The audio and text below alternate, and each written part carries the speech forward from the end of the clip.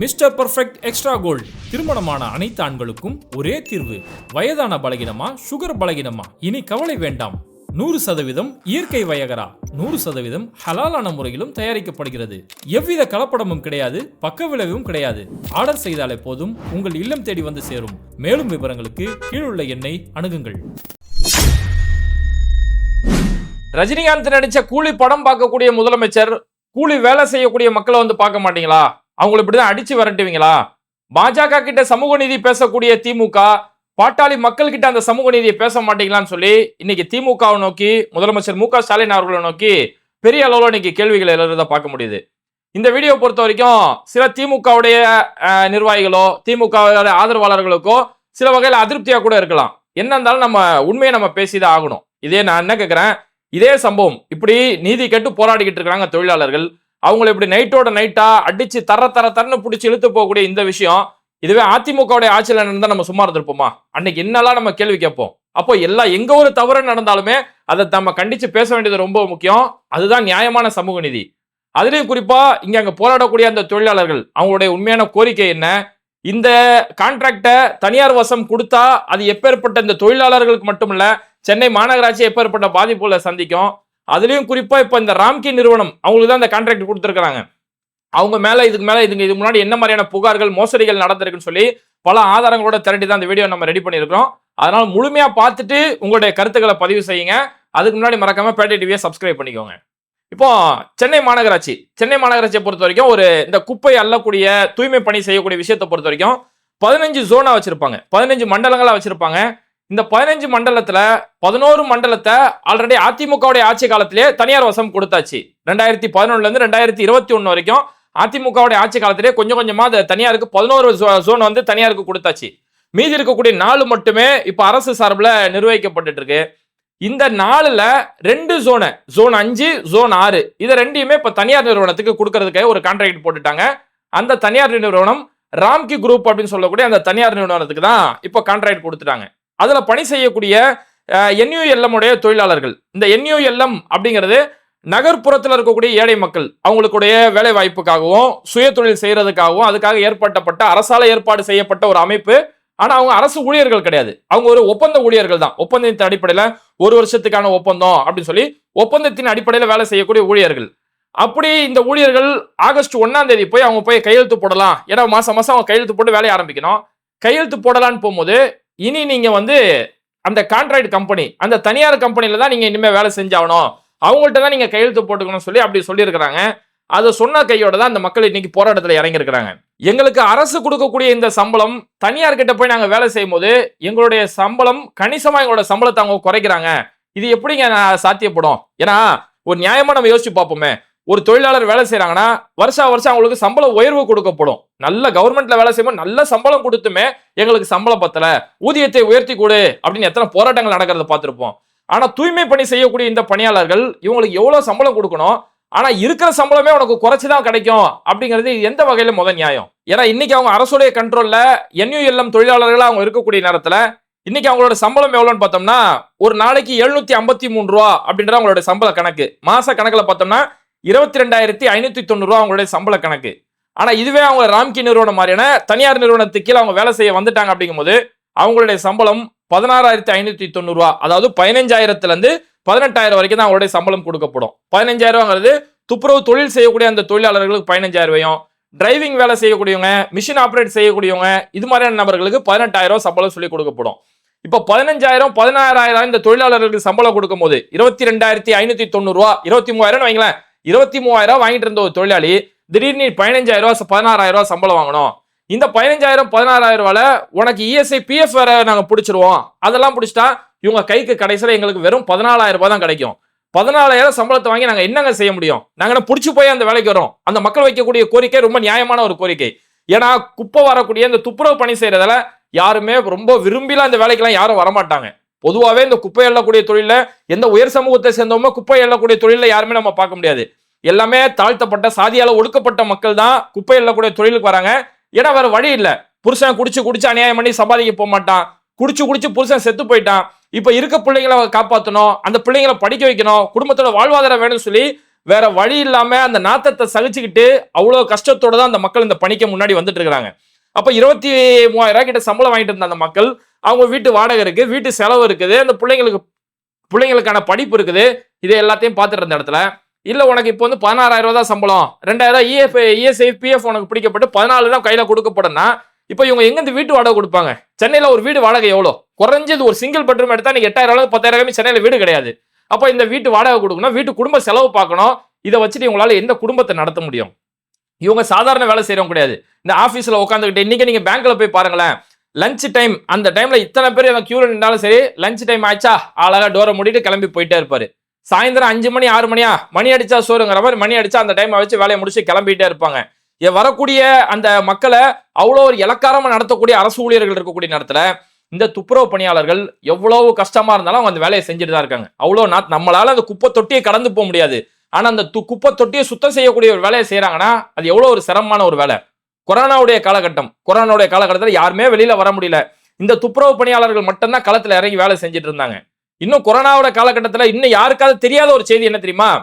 கொரோனாவோட காலத்துல சில இஸ்லாமிய அமைப்புகள் வந்து அந்த பிணங்களை போய் அவங்களுடைய மத வழக்கப்படி அடக்கம் செஞ்சாங்க அப்படின்ற செய்தியெல்லாம் நம்ம கேள்விப்பட்டிருப்போம். ஆனா யாருக்குமே தெரியாத ஒரு செய்தி என்ன தெரியுமா? கொரோனாவுடைய பேஷண்ட்டை ஹாஸ்பிட்டல்ஸ்ல இல்ல ஹாஸ்பிட்டல்ல பெட் பத்திரம் சொல்லி சில காலேஜ்ல ஸ்கூல்ல எல்லாம் தங்க வைக்கப்பட்டாங்க இல்லையா? அப்படி தங்க வைக்கப்படும் போது அந்த ஹாஸ்பிட்டல்ஸ் அந்த ஸ்கூலு இங்க இருக்கக்கூடிய டாய்லெட் கிளீன் பண்றதும் இந்த துப்புரவு பணியாளர்கள் தான். கொரோனாவோட பேஷண்ட் கிட்ட அந்த ஃபேமிலி மெம்பர்ஸே கிட்ட பயந்துட்டு இருந்த ஒரு நேரத்துல அவங்க பயன்படுத்தக்கூடிய அந்த கழிவறையுமே இந்த துப்புரவு பணியாளர்கள் தான் சுத்தம் செஞ்சுட்டு இருந்தாங்க. எண்ணூர்ல எண்ணெய் கொட்டிக்கிச்சு, கப்பல்ல இருந்து எண்ணெய் கொட்டிக்கிச்சு, அந்த எண்ணெய் எல்லாம் வாரணும் அப்படின்னு சொல்லும் போது அந்த எண்ணெயை வாடுறதுக்கும் இந்த துப்புரவு பணியாளர்கள் தான் பயன்படுத்தப்பட்டாங்க. அவங்களுக்கு அன்னைக்கு அந்த எண்ணெயெல்லாம் காலில் படாம இருக்கிறதுக்காக சில காலில் அந்த கவசம் எல்லாம் கொடுப்பாங்களே, அந்த ஷூ மாதிரி எல்லாம் கொடுப்பாங்க. ஆனா என்னதான் ஷூ போட்டு போனா அது உள்ள காலை சக்குன்னு சொல்லி அதை வைக்க முடியல. அதோட ஒரு கடல எல்லாம் கழட்டி போட்டு வெறுங்காலோட தான் போய் அதெல்லாம் சுத்தம் செஞ்சாங்க. அப்ப மக்கள் எங்க ஒரு பாதிப்பு ஏற்பட்டாலும் முதல்ல போய் இவங்க தான் முன்கள பணியாளர்கள்லாம் முதல் வரிசையில போய் நிக்கிறாங்க. இது எல்லாத்தோட இன்னொரு முக்கியமான விஷயம் சொன்னா புரிதல் ஏற்படும். அதாவது ஜெயலலிதா இறந்து போயிடுறாங்க, கலைஞரே இறந்து போயிட்டாரு. இப்படி இறந்ததுக்கு பிறகு கலைஞர் இறந்துட்டாரு, ஜெயலலிதா இறந்துட்டாங்க, அந்த சமாதியை நாங்க பார்க்க போறோம்னு சொல்லி இந்த சமாதியை பார்க்க லட்சக்கணக்கான மக்கள் கூடுனாங்க அப்படிங்கிற செய்தி வரைக்கும் தான் நமக்கு தெரியுமே தவிர, அந்த லட்சக்கணக்கான மக்கள் யூஸ் பண்ணிட்டு குப்பையை போடுவாங்கல்ல, தண்ணி குடிச்சு வாட்டர் பாட்டில் காலி பாட்டில் தூக்கி போடுவாங்க, ஏதாவது சாப்பிட்டு மீஞ்சி பேப்பர் கவரை தூக்கி கீழே போடுவாங்க. லட்சக்கணக்கான மக்கள் பயன்படுத்தக்கூடிய அந்த குப்பைகளை இந்த துப்புரவு பணியாளர்கள் தான் சுத்தம் பண்ணுவாங்க. நம்மளாம் இவங்க கண்டுக்கவே மாட்டோம். ஒரு கூட்டத்தில் இருக்கும்போது அங்க இருக்கக்கூடிய இந்த துப்புரவு பணியாளர்கள் நம்மளோட பார்வைக்கே இருக்க மாட்டாங்க. அப்ப இருக்கக்கூடிய பணிகள்லயே அவ்வளவு சிரமமான வேலை, யாருமே செய்ய முடியாத ஒரு வேலை, அப்பேற்பட்ட ஒரு வேலையை செஞ்சுட்டு இருக்காங்க. அவங்களுக்கு அரசு சார்பில் ஒரு 22,590 ரூபாய் கொடுக்கப்படுது. இந்த 22,590 நீதிமன்றத்தோட தீர்ப்புக்கு பிறகுதான் 2023 நீதிமன்றத்தோட தீர்ப்பு வருது. அதுக்கப்புறம் தான் இவங்களுக்கு இந்த சம்பளம் நிர்ணயம் செய்யப்படுது. அப்ப இந்த சம்பளமே இவங்க செய்யக்கூடிய வேலைக்கு தாராளமா கொடுக்கலாம், எவ்வளவு நாளும் கொடுக்கலாம். ஆனா இல்ல, நீ தனியார் கவசம் தான் நீ இனிமே வேலை செய்யணும், பிரைவேட் கீழே தான் நீ வேலை செய்யணும், அப்படி பிரைவேட்டின் கீழே நீ வேலை செஞ்சனா உனக்கு இனிமே 16,000 ரூபாய் சம்பளம், 15,000 ரூபாய் சம்பளம் அப்படின்னு சொன்னாங்கன்னா இனி அந்த மக்கள் எங்க போவாங்க? இருக்கக்கூடிய ஊதியத்தையே குறைக்கக்கூடிய ஒரு நேரத்துல நீதி கேட்டு அவங்க ரோட்டுக்கு வரதான் செய்வாங்க. அப்படிதான் அந்த மக்கள் அங்க போராட்டம் நடத்திக்கிட்டு இருக்காங்க. இப்போ அந்த பணியாளர்கள் நாங்க பிரைவேட்டுக்குள்ள போனோம்னா எங்களுக்கு இவ்வளவு பெரிய பாதிப்பெல்லாம் ஏற்படும், பிரைவேட்டை பொறுத்த வரைக்கும் அவங்களுக்கு லாபம் மட்டும்தான் நோக்கம். அப்போ அவங்க சம்பளத்தை குறைச்சாலும் என்னன்னு கேட்க முடியாது, அவங்க பாதுகாப்பு உபகரணங்கள் கொடுக்காம இருந்தாலும் என்னன்னு கேட்க முடியாது, நீ லீவ் போடாம வந்தே ஆகணும்னு சொன்னாலும் எதுவும் கேட்க முடியாது, திடீர்னு வேலையை விட்டு தூக்குனாலும் என்னன்னு கேட்க முடியாது. ஏன்னா தனியாரை பொறுத்த வரைக்கும் அவங்களுக்கு லாபம் மட்டும்தான் நோக்கம். அப்ப இப்ப ஏற்பட்ட பாதிப்புகள் இருக்கிறதால தனியாருக்கு எங்களை அனுப்பாதீங்க, எங்களை வழக்கம் போல நீங்க உங்களுடைய கண்ட்ரோலே எங்களை வழி நடத்துங்க, எங்களுக்கு நிரந்தர பணியை கொடுங்க, ஒப்பந்த அடிப்படையில் நாங்க வேலை செய்யறோம்ல, நிரந்தர பணியாளர்களை எங்க மாத்துங்க அப்படின்ற கோரிக்கை வச்சுதான் ரிப்பன் பில்டிங் வாசல்லையும் அந்த இருக்கக்கூடிய சென்ட்ரல் ரயில்வே ஸ்டேஷன் வரைக்கும் அவங்க அந்த இருக்கக்கூடிய அந்த பிளாட்ஃபார்ம் முழுக்க அந்த மக்கள் போராட்டம் செய்யறாங்க. போராட்டம் செய்யும் போது கடுமையான வெயில், சென்னையில எவ்வளவு வெயில்னு தெரியும், அந்த வெயிலுக்காக அங்க இருக்கக்கூடிய ஏதோ தார்பாயை கட்டிக்கிட்டு அங்க இருக்கக்கூடிய பேனர், பிளக்ஸ் பேனர், அந்த பேனரை கட்டிக்கிட்டு அந்த சாலையில உட்காந்துக்கிட்டு அமைதியான முறையில தான் அந்த மக்கள் போராட்டம் பண்ணிட்டு இருக்காங்க. உடனே நீதிமன்றத்துல இருந்து ஒரு உத்தரவு ஒண்ணு வருது. நீதிமன்றம் என்ன சொல்லலாம், உடனே அவங்கள்ட்ட அப்புறப்படுத்தி ராஜரத்ன ஸ்டேடியம் மாதிரியான போராட்டம் செய்யறதுக்கு இருக்கக்கூடிய இடத்துல அவங்கள போய் போராட்டம் பண்ண வைங்க, இங்க இருந்து உடனடியாக அவங்களை அப்புறப்படுத்தணும் அப்படின்னு சொல்லி நீதிமன்றத்தை திடீர்னு இப்படி ஒரு தீர்ப்பு ஒன்று கொடுக்குறாங்க. அப்படி ஒரு தீர்ப்பு கொடுக்கப்பட்டதான் சென்னையுடைய காவல்துறை சார்பில் திப்புன்னு அப்படியே நூற்றுக்கணக்கான காவல்துறையினர் உள்ள இறக்குறாங்க. அவ்வளவு பெருமை உள்ள வந்து அவங்கள வலுக்கட்டாயமா பிடிச்சி இந்த வேன்ல ஏத்துறாங்க. வலுக்கட்டாயமா பிடிச்சி தடன்னு அடிச்சு, ஒரு சிலர் அடிச்சு பிடிச்சா வேன்ல ஏற்றக்கூடிய அந்த காட்சிகள் பார்த்தோம். போராடக்கூடிய பெண்கள் அவ்வளவு கதறி அழுகுறாங்க, நாங்க என்னையா குத்தம் செஞ்சோம், இப்படி போட்டு எங்களை போட்டு இழுக்கிறீங்களே அப்படின்னு சொல்லி அவங்க அவ்வளவு கதறாங்க. இல்ல நம்ம என்ன கேட்கிறோம், எல்லா இடங்களும் நம்ம சமூக நீதி சமநீதி பேசிட்டு இருக்கோம் இல்லையா? இதே மாதிரி போராட்டம் ஹாஸ்பிட்டலோட ஸ்டாஃப்ஸ் போராட்டம் பண்ணாங்க, நர்ஸ் ஒரு பக்கம் போராட்டம் பண்ணாங்க, மருத்துவர்கள் போராட்டம் பண்ணாங்க. அவங்க இது மாதிரி நாள் கணக்குல எங்கேயாவது போராட்டம் பண்ணாங்கன்னா அந்த போராட்டத்தை அவங்கள அப்புறப்படுத்தணும் அப்படின்னும் போது இது மாதிரி தான் அடிச்சு இழுத்துட்டு போவீங்களா? டீச்சர்ஸ் எவ்வளவு போராட்டம் பண்ணாங்க, எங்களுக்கு சம்பளம் பத்தல, டீச்சர்ஸ்க்கு தமிழ்நாட்டில் நல்ல சம்பளம் கொடுக்கப்படுது அரசு டீச்சர்ஸ்க்கு, ஆனா எங்களுக்கு சம்பளம் பத்தலன்னு போராட்டம் பண்றாங்க. அந்த போராட்டம் நாள் நடக்கும்போது இப்படிதான் அவங்களை அடிச்சு இழுத்துட்டு போவீங்களா? ஏன் இப்ப சாம்சங் தொழிலாளர்கள் எவ்வளவு பெரிய போராட்டம் பண்ணாங்க, அங்க இந்த மாதிரி தான் அடிச்சு இழுத்துட்டு போனாங்களா? அப்போ ஒரு நல்ல கம்பெனில வேலை செய்யக்கூடிய நபரோ, ஒரு டீச்சரா இருக்கிறோ, டாக்டரா இருக்க, நர்ஸா இருந்தா அவங்க எவ்வளவு நாள் எத்தனை பேர்பட்ட போராட்டம் நடத்தினாலும் அங்கெல்லாம் நாங்க அடிச்சல இழுக்க மாட்டோம். நீ குப்பாள்றவன் தானே, நீ தாழ்த்தப்பட்டவன் தானே, ஆனா உன்னை இப்படிதான் அடிச்சு இழுத்துட்டு போவோம் அப்படின்னா இதுல எங்க இருக்கு சமநீதி, இதுல எங்க இருக்கு சமூக நீதி? அதனால இப்பேற்பட்ட இந்த செயல்பாடு இருக்க ரொம்ப மோசமான ஒரு விஷயம். அதுலயும் குறிப்பா அமைச்சர் சேகர் பாபு அவர் அந்த இடத்துல பேச்சுவார்த்தைக்காக வராரு. சொல்லப்போனா சேகர் பாபுவை பொறுத்த வரைக்கும் அவருக்கு இந்த துறையே கிடையாது. இந்த துறை கே நேருவோட தரப்புல தான் இந்த துறை வரும். கே நேரு பேச்சுவார்த்தைக்கு வந்தாரு. சேகர் பாபு என்னன்னா அவருக்கு வட சென்னை அவரோட ஏரியா அப்படிங்கறதால அவர் வந்து பேசினா சரியா இருக்கும் அப்படிங்கறத கூப்பிட்டாங்க.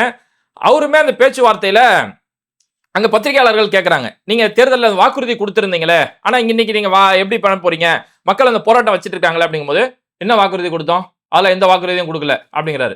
அதுக்கடுத்து அங்க கேள்வி கேட்கக்கூடிய இடத்துல நீலம் பண்பாட்டு மையம் ரஞ்சித்தோட நீலம் பண்பாட்டு மையம் அவங்களோட சோசியல் மீடியா அந்த நிருபர் பேட்டி கேட்கிறாரு.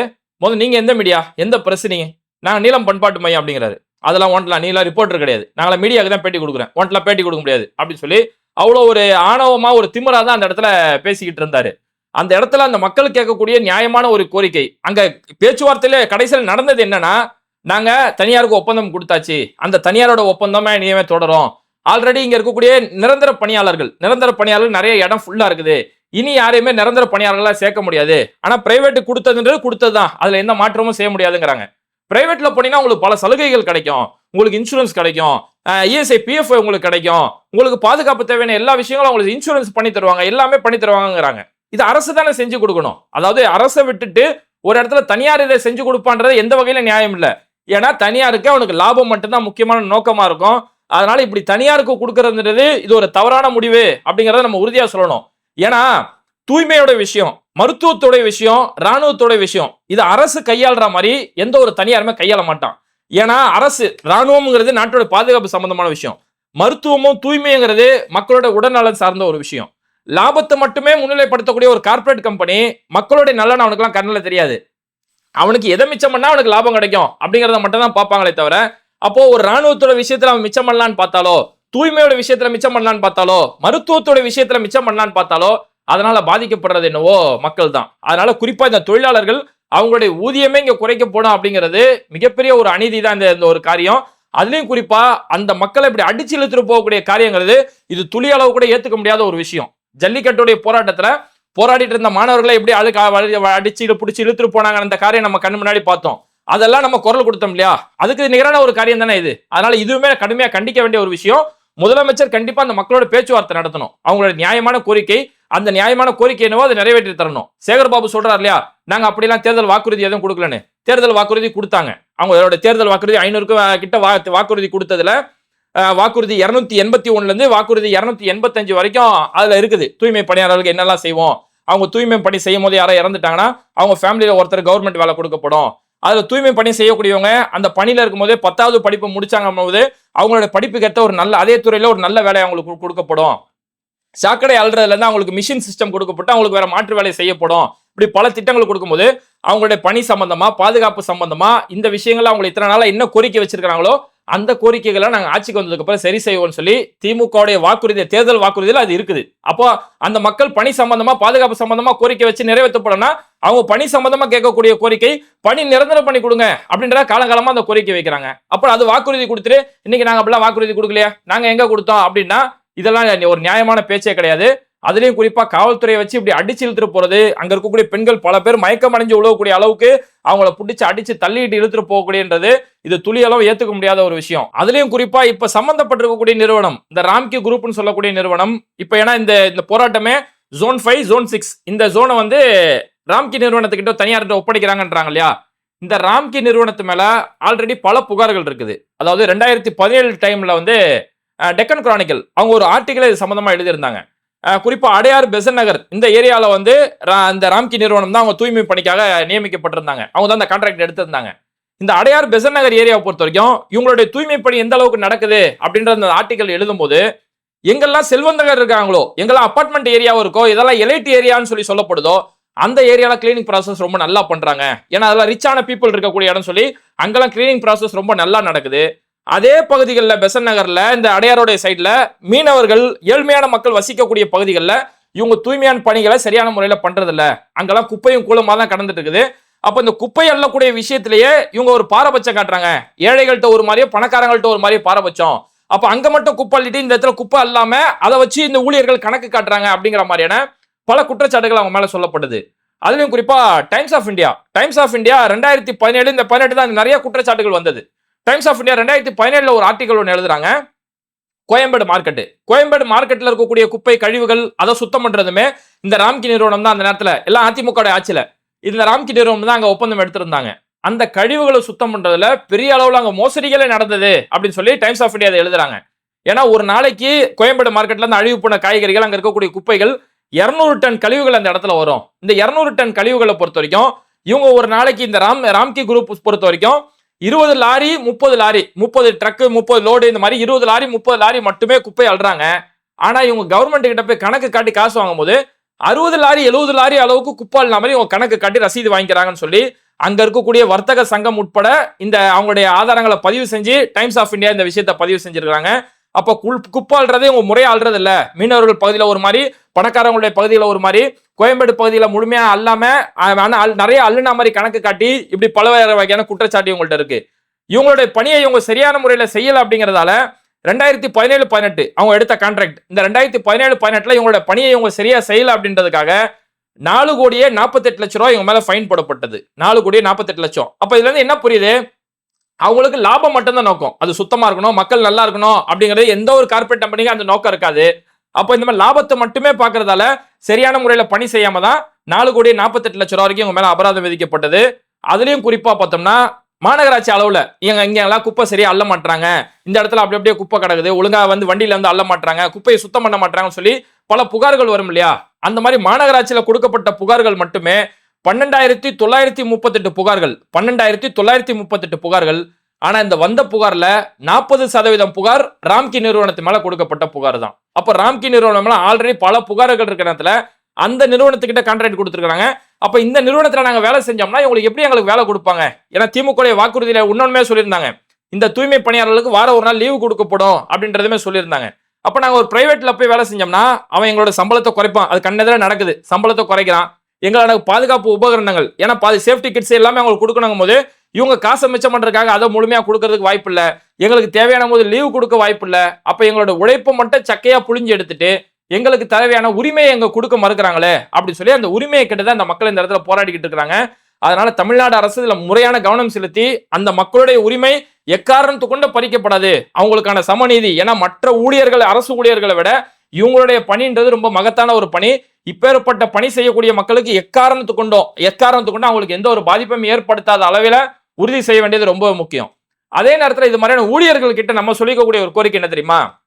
இது இப்ப ஏன் தனியாருக்கு அரசு கொடுக்குறாங்க அப்படிங்கும் போது இருக்கக்கூடிய ஊழியர்கள் அவங்களோட பணியை சரியா செய்யாததாலதான். கவர்மெண்ட் கிட்ட வேலை செஞ்சாங்கன்னா ஏனாதானோன்னு சொல்லி வேலை செய்யறது. ஆனா அதுவே பிரைவேட் கண்ட்ரோல்ல வேலை செய்யும் போது அங்க நல்ல கண்ட்ரோலா வேலை செய்யறது. ஏன்னா இப்போ மெயினா இது மாதிரியான தூய்மை பணியை பொறுத்த வரைக்கும் பிரைவேட்ல இந்த கான்ட்ராக்ட் கொடுக்கறதுக்கு முக்கிய காரணமே என்னன்னா, பிரைவேட்டை பொறுத்த வரைக்கும் இந்த இடத்துக்கு இந்த வேலையாட்கள் அவங்கள ஃபாலோ பண்றதுக்காக ஒரு சூப்பர்வைசர் வச்சிருக்காங்க. இந்த இன்னைக்கு நீங்க சென்னையில போய் பாருங்களேன், இந்த சூப்பர்வைசர் அவங்க சரியா வேலை செய்யறாங்கன்னு சொல்லி போட்டோ எடுக்கணும். எல்லாமே போட்டோ எடுத்து அவங்க சுத்தம் பண்ணிட்டாங்களா சொல்லி குப்பை தொட்டி ஒரு போட்டோ எடுக்கணும். குப்பை தொட்டி அதுக்கடுத்து வந்து வாஷ் பண்றாங்க. அந்த குப்பை தொட்டி ஒரு தடவை போட்டோ எடுத்து டெய்லி அவங்களோட குரூப்ல அப்லோட் பண்ணிட்டு இருக்கணும். இதுல எங்கேயாவது ஒரு புகார் வந்துச்சுன்னா அவங்க மேல நடவடிக்கை எடுக்கப்படுது. அப்போ இந்த தனியாரோட இந்த ப்ராசஸ் ரொம்ப கிளியரா இருக்கிறதாலதான் இதை தனியார் கொடுத்துட்டா பிரச்சனையே இல்லையே. ஆனா இவங்க கவர்மெண்ட் கீழ வேலை செஞ்சாங்கன்னா இவங்க சரியான முறையில் வேலை செய்ய மாட்டாங்க. அதுக்கு மேல நம்ம ஏதாவது ஸ்ட்ரிக்டா நம்ம ஏதாவது செஞ்சோம்னா அவங்க அரசு அராஜகம் பண்ணுது அப்படின்ற புகார் வைக்கிறாங்களேன்றதால்தான் அது திமுகவோ அதிமுகவோ எந்த ஒரு அரசா இருந்தாலும் இப்படி தனியார் கொடுக்கறதுக்கு முக்கிய காரணமே இது மாதிரி ஒரு பிரச்சனை தான். ஆனா இந்த காரணம் சொல்றதே தப்புன்னு நான் சொல்றேன். ஏன்னா அரசு அந்த அளவுக்கு ஸ்ட்ராங்கா நிக்கணும். இப்போ கவர்மெண்ட் பல அலுவலகங்கள் இருக்குது, கவர்மெண்ட் ஆபீஸ் இருக்குது, அந்த இடத்துல சரியான முறையில் உன்னைக்கு வேலை செய்ய மாட்டாங்க, லஞ்சம் வாங்குறாங்க. அதனால அந்த ஆபீஸ் ஃபுல்லா பிரைவேட்டுக்கு தூக்கி கொடுத்துடலாமா? அரசு அவங்களோட கண்ட்ரோல்ல ஸ்ட்ராங்கா எடுக்கணும். இந்த மாதிரி வேலை செய்யணும், உங்க எல்லாரும் கண்ட்ரோல் பண்ற ஒரு சூப்பர்வைசர் இருக்கணும்.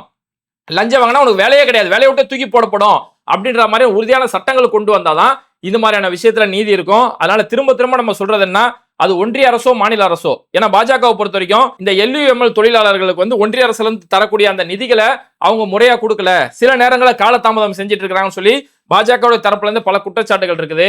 அதனால அது ஒன்றிய அரசோ மாநில அரசோ, ஏன்னா மோடிஜி சமீபத்தில் தேர்தலுடைய நேரத்தில் பாத்தீங்கன்னா குப்பை அள்ளக்கூடியவங்க தூய்மை பணியாளர்களை கூப்பிட்டு வந்து அவங்களோட காலெல்லாம் கழுவி விட்டு பல வகையான நாடகம்லாம் நம்ம நடத்திட்டு இருந்தாரு. அதே மாதிரி நம்ம முதலமைச்சர் மு க ஸ்டாலின் அவர்களும் அந்த தூய்மை பணியாளர்களோட ஒன்னா உட்காந்து சாப்பிடுற மாதிரியான அந்த மாதிரியான சம்பவங்கள்லாம் நடந்துட்டு இருந்துச்சு. இங்க அந்த மக்கள் வைக்கக்கூடிய ஒரு முக்கியமான கோரிக்கை என்னன்னா, எங்க காலெல்லாம் நீங்க கழுவி விட வேணாங்க, எங்களுடைய வாழ்நாளுக்கு எந்த ஒரு பாதிப்பு ஏற்படாத அளவுக்கு நீங்க பாத்துக்கிட்டா போதும், எங்களோட நீங்க சரிசமமா உட்காந்து சாப்பிடணும்னு எந்த அவசியம் இல்ல, எங்களுடைய சமநீதியை சமூக நீதியை பறிச்சிடாதீங்க அப்படிங்கிறது தான் அந்த மக்களோட முக்கியமான கோரிக்கை. அந்த கோரிக்கை நிறைவேற்றப்பட்டே தீரணும். இது மாதிரி வீடியோக்களை தொடர்ந்து பார்க்கிறதுக்கு மறக்காம பேட்டை டிவியை சப்ஸ்கிரைப் பண்ணிட்டு இந்த வீடியோக்களை உங்க நண்பர்களுக்கு அதிகமாக ஷேர் செய்யுங்க. இணைந்திருப்போம்.